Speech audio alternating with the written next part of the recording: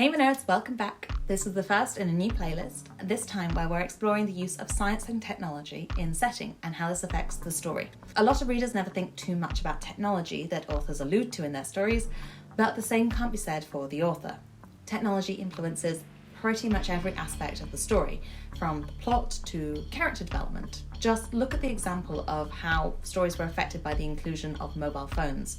Suddenly, plots that were dependent on two people not being able to communicate very quickly with each other began to feel a lot more contrived. And that's just one example. There are plenty of other key tech advances that define different eras. And that's what this playlist is going to do. Each week we'll pick a different time period and we'll delve into the key technologies that were around in that era, how they affect the setting, and all importantly, ways you can use these technologies to ground readers in the setting of your story.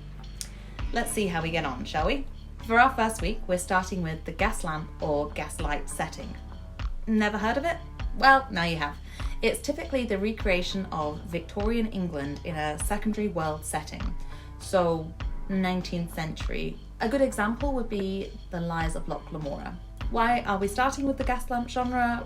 Well, that's probably more of a selfish reason than anything else, because I recently received a comment from a beta reader for Written in the Flesh who said they were having a hard time placing the setting of the story. So doing the research for this first video timed very nicely with the sake of my writing. But for a less self-centered reason, because gaslamp fantasy has a very interesting counterpoint genre that I'm going to now compare it to. This counterpoint genre is one that you might think of more readily when you hear the term Victorian setting, but you might not know the key distinction between these two genres. And that other genre is, you've guessed it, steampunk. Steampunk is an interesting one. Not so much fantasy as retroactive speculative fiction. The genre is founded on the principle that scientists and inventors just pulled the finger out and stopped being so lazy with their experiments, thus advancing science and technology at a more rapid rate than we, schmucks ever got up to. This is why steampunk has all sorts of technologies like airships that are just flying around in Victorian period when they really weren't.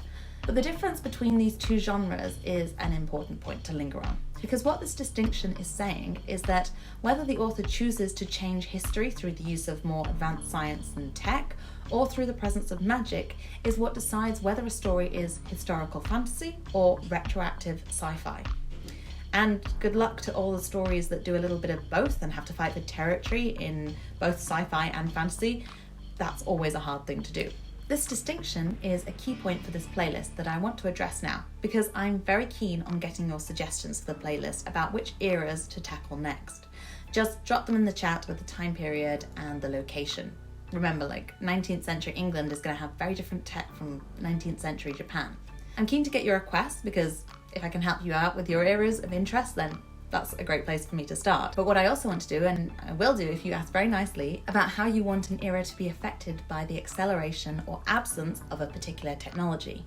Think Egyptians with guns or Aztecs with submarines. These are more sci-fi based worlds, but unless they're magic guns or magic submarines, but these settings will be fascinating to explore. So there you have it. Come at me with your suggestions and I'll see you back here next week for our first exploration into the science of setting.